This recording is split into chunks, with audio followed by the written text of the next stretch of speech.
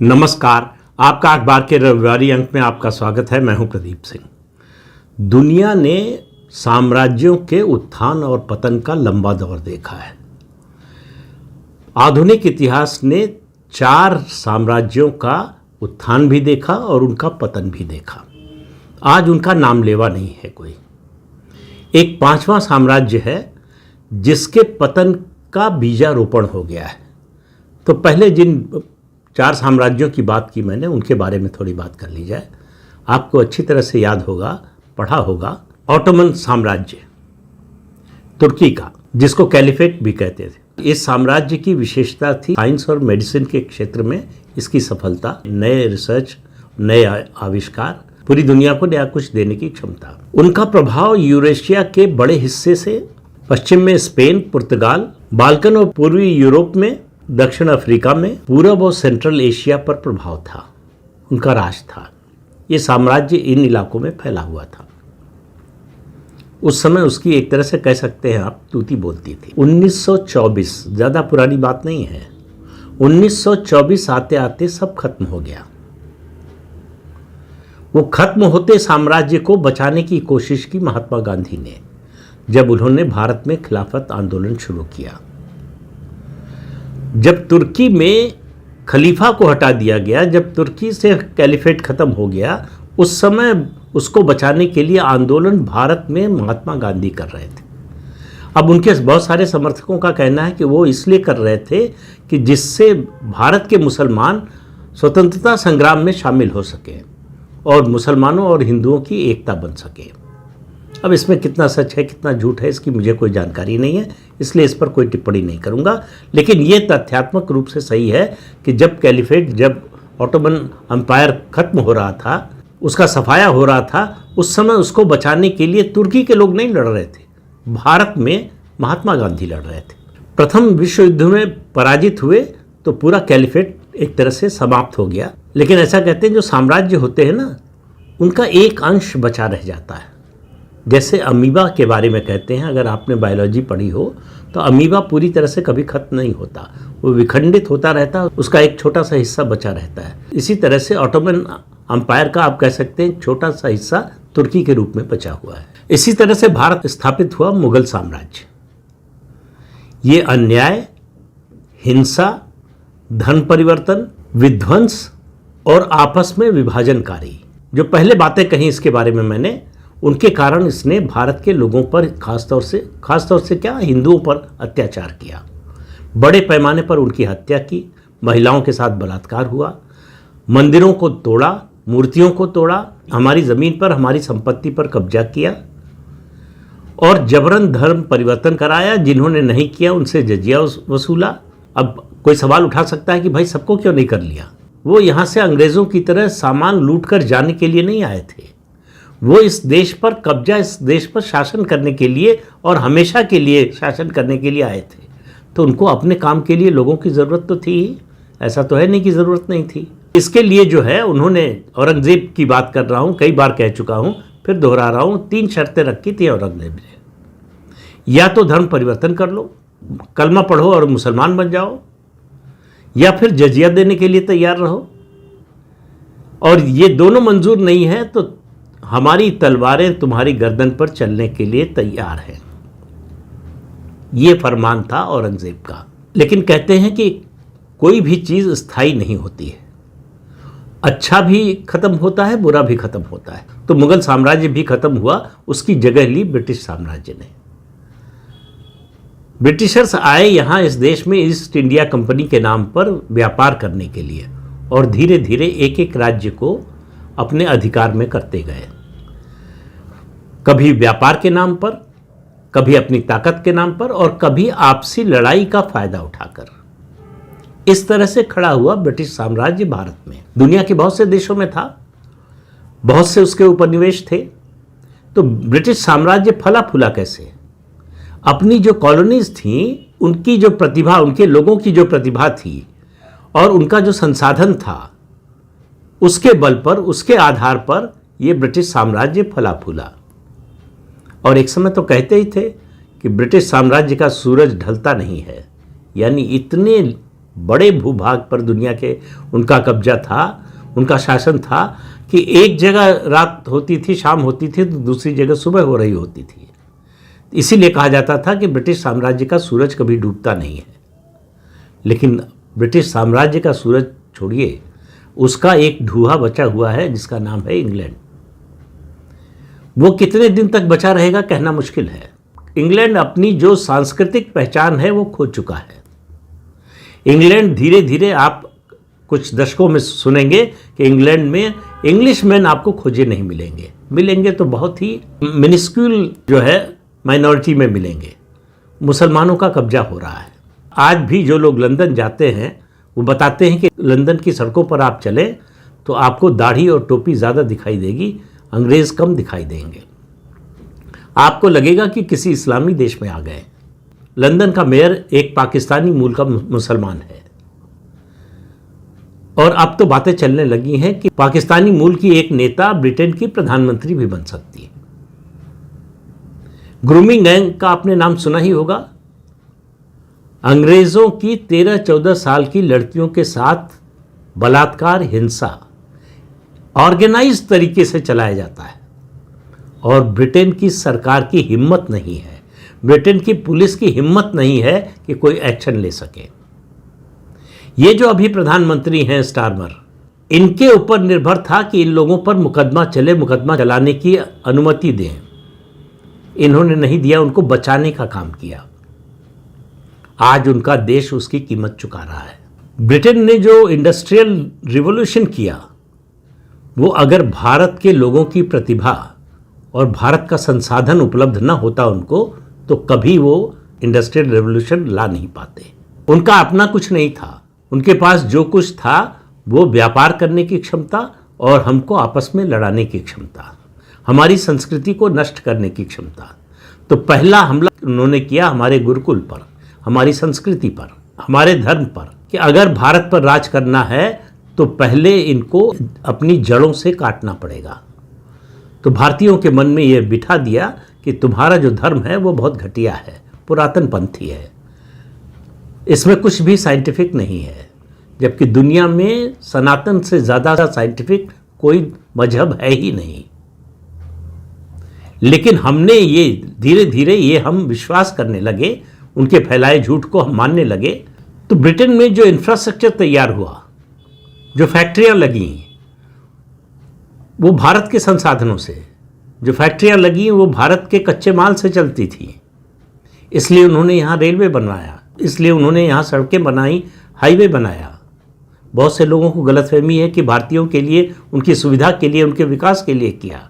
वो यहाँ से लूट का सामान ले जाने के लिए, अपना रास्ता आसान करने के लिए ये सब कर रहे थे। और जिस तरह से प्रथम विश्व युद्ध के बाद ऑटोमन साम्राज्य का पतन हुआ, द्वितीय विश्व युद्ध के बाद ब्रिटिश साम्राज्य का पतन शुरू हो गया। द्वितीय विश्व युद्ध के बाद कर्ज में डूबा हुआ ब्रिटेन अपनी कॉलोनीज को संभालने में सक्षम नहीं रह गया था।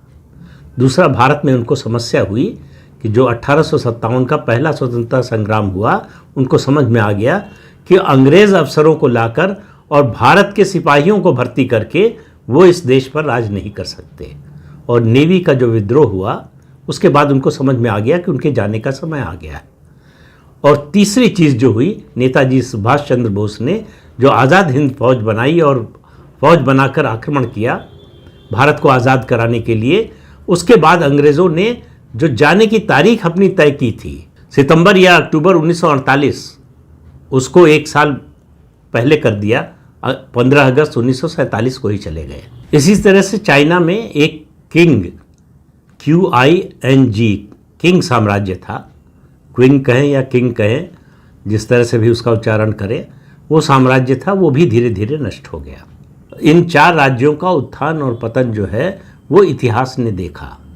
हमसे एक पहले या उससे एक पहले की पीढ़ी को अगर जोड़ लें तो उन सब ने मिलाकर देखा। तो अमेरिका 3 शताब्दी तक मुफ्त के गुलामों यानी श्रमिकों, जो जिनको गुलाम बनाया गया, उनके श्रम से, जो मूल निवासी थे वहाँ के, उनकी ज़मीन, इनसे अमेरिका का साम्राज्य खड़ा हुआ। इस सब के बावजूद 1776 में अमेरिका जब आज़ाद हुआ, तब मुल्क में गरीबी, अशिक्षा, बेरोजगारी, इस सब का बोलबाला था। 1920 तक काले अमेरिकियों को मारते रहे।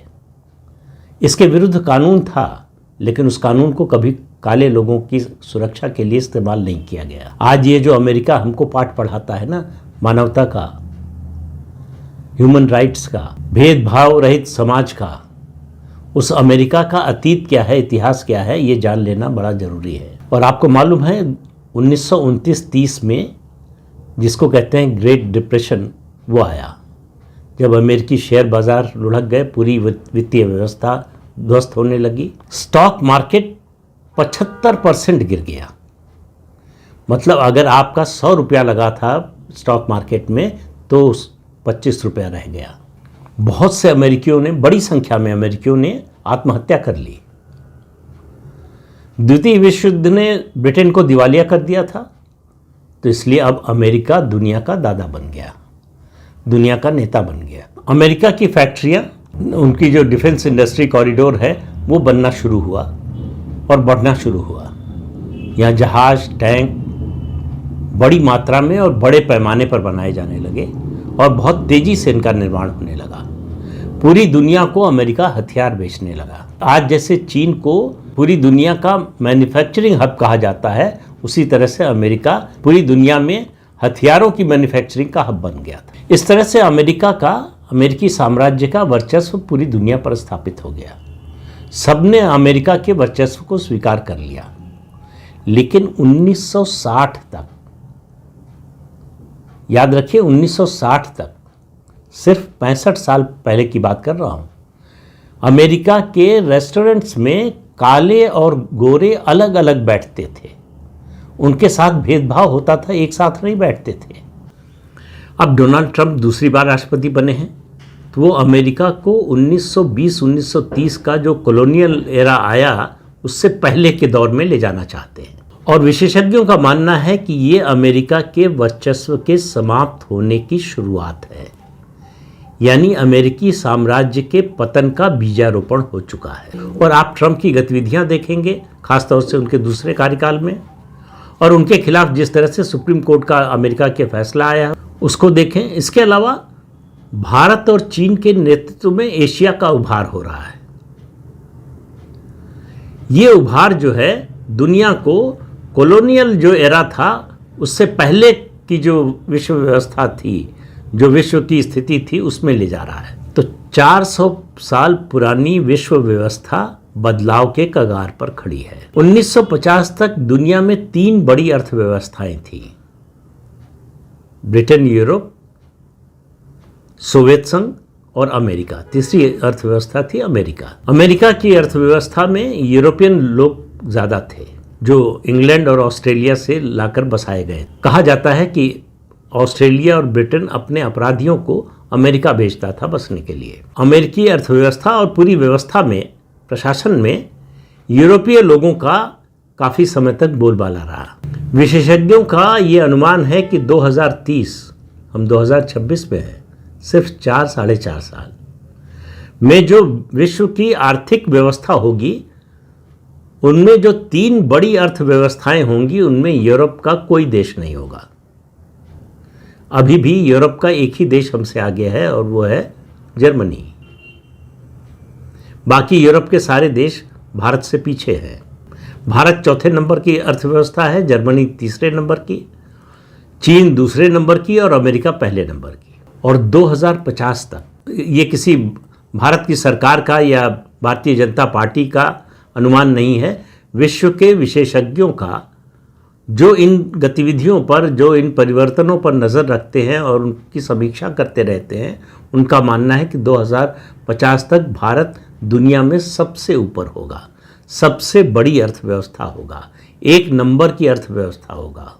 लेकिन जो दूसरे साम्राज्य हुए हैं, उनकी तरह किसी को दबाकर, किसी को गुलाम बनाकर, किसी के संसाधन छीनकर, किसी की प्रतिभा का लाभ उठाकर, उससे नहीं बनेगा।